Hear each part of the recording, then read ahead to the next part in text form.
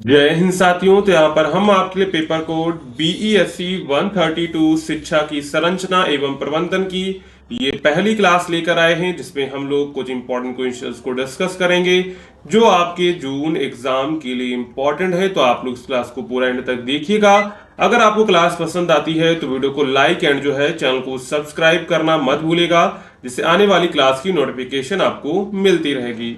और अगर आप लोग इस सब्जेक्ट के गैस पेपर को परचेज करना चाहते हैं, जिसमें हमने आपके सभी PYQ से इंपॉर्टेंट क्वेश्चंस प्लस जो भी आपसे बुक से इंपॉर्टेंट क्वेश्चंस बन सकते थे वो सभी क्वेश्चंस इस गैस पेपर में कवर कर दिए हैं। अगर आप लोग गैस पेपर प्लस जो हम क्लासेस करवा रहे हैं उसका आप लोग जो कंप्लीट रिवीजन कर लेते हैं, अच्छे से तैयार कर लेते हैं, तो आप लोग एग्जाम में 100% क्वेश्चन के आंसर को कर पाएंगे। तो अगर आप किसके गैस पेपर को डाउनलोड करना है तो उसे आप हमारी वेबसाइट से कर सकते हैं। अगर आप वेबसाइट से नहीं कर पा रहे हैं तो डिस्क्रिप्शन में आपको एक नंबर दिया गया है, उस नंबर पे आप लोग जो है व्हाट्सएप मैसेज करके वहां से परचेज कर सकते हैं। नंबर ये आप नोट कर लीजिए, 9580023321। इस नंबर पे आप लोग जो है व्हाट्सएप मैसेज करके परचेज कर लीजिएगा। और जिनको वेबसाइट से करना है सिंपली गूगल पे जाएंगे और सर्च करेंगे shop.hindustanknowledge.com। इस वेबसाइट की लिंक भी आपको डिस्क्रिप्शन में मिल जाएगी, तो वहां से आप लोग क्लिक करके आ जाइएगा। अब आपको यहाँ पर सिंपली एक ऊपर सर्च कोड का ऑप्शन दिखेगा, यहाँ पर आपको क्लिक करना है और सर्च करना है BESC 132। ठीक है, जैसे आप इसको टाइप करेंगे तो हिंदी इंग्लिश देखिए दोनों लैंग्वेज में आपको गैस पेपर मिल जाएगा। तो जिस भी लैंग्वेज में आपको डाउनलोड करना है सिंपली उस पर क्लिक करेंगे और यहाँ से बाय नाउ पर क्लिक करके इसको परचेज कर लेंगे। ठीक है, अगर आपको कोई प्रॉब्लम होती है तो आप इस नंबर पे व्हाट्सअप या फिर व्हाट्सअप आइकन पर क्लिक करके हमारी टीम को व्हाट्सअप कर सकते हैं, आपकी प्रॉब्लम सॉल्व हो जाएगी। अब चलते हैं वापस अपने प्रश्नों पर। तो यहाँ पर हमारा पहला प्रश्न है, भारत में प्रारंभिक शिक्षा के स्वरूप एवं विशेषताओं की परिचर्चा कीजिए। यानी कि भारत में जो प्रारंभिक शिक्षा है उसके कौन कौन से स्वरूप हैं और उनकी क्या क्या विशेषताएं हैं वो इस उत्तर में हम लोग देखेंगे। तो प्रारंभिक शिक्षा किसी भी बच्चे की जीवन की नींव होती है। यह शिक्षा जीवन के प्रारंभिक वर्षों में दी जाती है, सामान्यतः 3 से 8 वर्ष की आयु के बच्चों को। इस स्तर की शिक्षा का उद्देश्य बच्चों की शारीरिक, मानसिक और सामाजिक और भावनात्मक विकास को संतुलित रूप से बढ़ावा देना होता है। भारत में प्रारंभिक शिक्षा को बाल शिक्षा, पूर्व प्राथमिक शिक्षा या आंगनवाड़ी शिक्षा भी कहा जाता है। तो जो प्रारंभिक शिक्षा होती है वो हमेशा बच्चे की जीवन की नींव होती है, यानी प्रारंभ में उसको जैसी शिक्षा दी जाएगी आगे चल के वो बच्चा उसी तरह का बनेगा। तो यहाँ पर जो है यह शिक्षा लगभग जो है प्रारंभिक शिक्षा होती है ना, वो लगभग 3 से 8 वर्ष की आयु के बच्चों को दी जाती है। और इस स्तर की शिक्षा का उद्देश्य होता है बच्चों के शारीरिक, मानसिक, सामाजिक और भावनात्मक विकास को संतुलित रूप से बढ़ावा देना होता है। भारत में प्रारंभिक शिक्षा को बाल शिक्षा, पूर्व प्राथमिक शिक्षा या फिर आंगनवाड़ी शिक्षा के रूप में भी देखा जाता है। अब यहाँ पर देख लेते हैं भारत में प्रारंभिक शिक्षा का स्वरूप क्या है। तो भारत में प्रारंभिक शिक्षा का स्वरूप विविध और मिश्रित है। इसमें सरकारी, गैर सरकारी, निजी और धार्मिक संस्थानों द्वारा संचालित शिक्षण संस्थाएं शामिल है। प्रारंभिक शिक्षा मुख्य रूप से 2 चरणों में होती है। पहली है पूर्व प्राथमिक शिक्षा। तो ये शिक्षा जो होती है 3 से 6 वर्ष के बच्चों के लिए होती है। इसमें प्ले स्कूल, नर्सरी, किंडरगार्टन ये आदि आते हैं। इसके बाद होती है प्राथमिक शिक्षा, जो आपको 6 से 8 वर्ष तक के बच्चों के लिए होती है। इसमें कक्षा 1 से कक्षा 2 तथा या कक्षा 5 तक की पढ़ाई शामिल होती है। राज्य अनुसार ये अलग अलग होती है, यानी कि ये जो होती है प्राथमिक शिक्षा होती है वो राज्यों के अनुसार अलग अलग होती है। कौन सी राज्य किस तक की क्लास को जो है प्राथमिक शिक्षा देता है, कक्षा एक से कक्षा 2 या फिर कक्षा 5 तक की जो है पढ़ाई शामिल होती है। भारत सरकार यानी कि ICDS एकीकृत बाल विकास सेवा योजना के तहत आंगनवाड़ी केंद्रों की स्थापना की, जहां बच्चों को पोषण, स्वास्थ्य सेवाएं और अनौपचारिक शिक्षा दी जाती है। इसके बाद बात करें तो प्रारंभिक शिक्षा की विशेषताओं की, तो यहाँ पर समग्र विकास पर बल दिया जाता है। यह शिक्षा बच्चे के शारीरिक, मानसिक, सामाजिक, भाषाई और रचनात्मक विकास पर ध्यान देती है। इसके बाद खेल आधारित शिक्षा, तो छोटे बच्चों को खेल खेल में सिखाने की कोशिश की जाती है ताकि वे सहज रूप से सीख सकें। इसके बाद तीसरी विशेषता है नैतिक और सामाजिक मूल्यों की शिक्षा, यानी कि यहाँ पर क्या होता है बच्चों को अच्छे संस्कार, व्यवहार और समाज में रहने के ढंग सिखाए जाते हैं। इसके बाद संचार और भाषा का विकास, तो बच्चों की भाषा और बोलने की क्षमता को बढ़ावा देने के लिए गतिविधियां कराई जाती हैं। सीखने का अनुकूल वातावरण, शिक्षण प्रक्रिया को रंग बिरंगे चित्रों, खिलौनों और गतिविधियों के माध्यम से जो है रोचक बनाया जाता है। इसके बाद अभिभावकों की भागीदारी। प्रारंभिक शिक्षा में माता पिता की भूमिका भी महत्वपूर्ण होती है। कई स्कूलों और आंगनवाड़ी केंद्रों में अभिभावकों को भी जागरूक किया जाता है। यानी कि देखिए, प्राथमिक शिक्षा यानी कि प्रारंभिक शिक्षा में माता पिता की सबसे ज्यादा महत्वपूर्ण शिक्षा होती है। इसलिए जो स्कूल वाले क्या करते हैं, आंगनवाड़ी क्या करते हैं, बच्चों को यानी कि अभिभावक जो है उनको भी जागरूक करते हैं कि आपको घर पर क्या करना है, क्या नहीं करना है। तो ये सब क्या है, प्रारंभिक शिक्षा की विशेषताएं हैं। तो प्रारंभिक शिक्षा में क्या होता है, समग्र विकास पर बल दिया जाता है, खेल आधारित शिक्षा होती है, नैतिक और सामाजिक मूल्यों की शिक्षा दी जाती है, संचार और भाषा का विकास होता है वहां पर, सीखने का वहां पर अनुकूल वातावरण मिलता है, और अभिभावकों की भी इसमें भागीदारी होती है। इसके बाद हम लोग निष्कर्ष लिखेंगे। तो भारत में प्रारंभिक शिक्षा बच्चों के भविष्य की नींव है।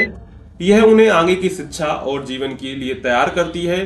हालांकि अभी भी कई क्षेत्रों में इसकी गुणवत्ता और पहुंच में सुधार की जरूरत है, लेकिन सरकारी योजनाओं और जागरूकता अभियानों के कारण धीरे धीरे इसमें सकारात्मक परिवर्तन आ रहे हैं। अगर हर बच्चे को अच्छी प्रारंभिक शिक्षा मिलती है तो वह न केवल एक अच्छा नागरिक बन सकता है, बल्कि देश के विकास में भी योगदान दे सकता है।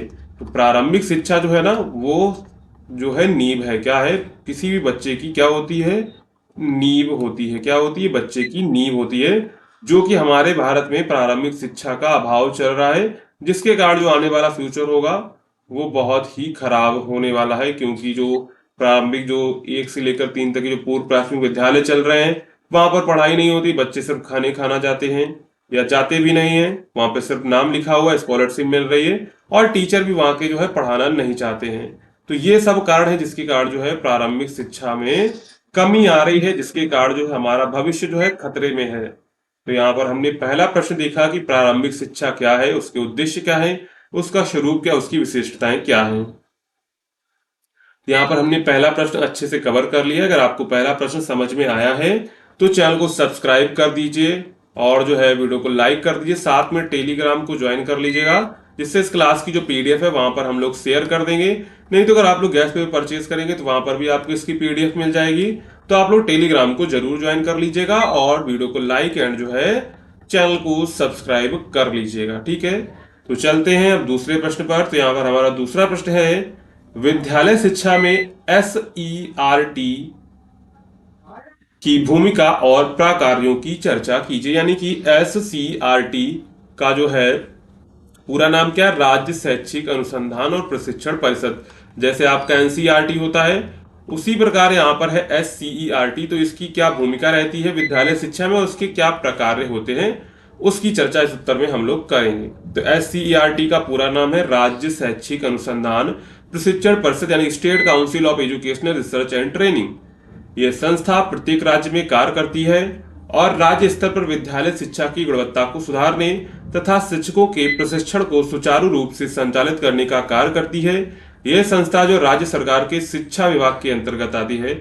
यानी कि हर स्टेट में क्या होती है, SCERT होती है, और जो NCERT होती है ना, ये नेशनल लेवल पर काम करती है।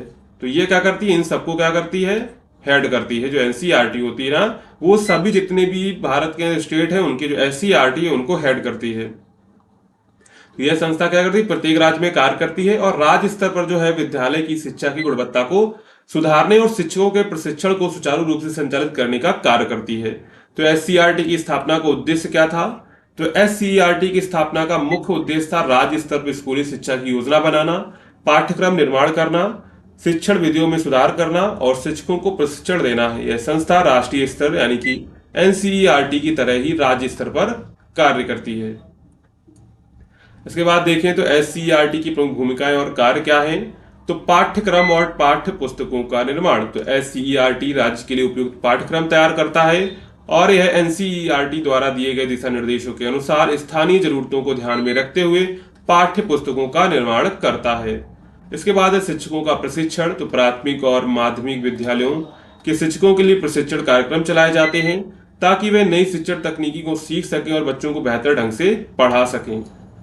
इसके बाद शिक्षा संबंधी शोध और विकास। तो SCERT शिक्षा के क्षेत्र में अनुसंधान का कार्य करता है, और यह पता लगाता है किन किन तरीकों से शिक्षा को और प्रभावशाली बनाया जा सकता है। इसके बाद है शैक्षिक योजनाओं का क्रियान्वयन। तो राज्य में लागू होने वाली शैक्षिक योजना जैसे समग्र शिक्षा अभियान, रेमेडियल शिक्षण आदि का संचालन और मूल्यांकन SCERT द्वारा ही किया जाता है।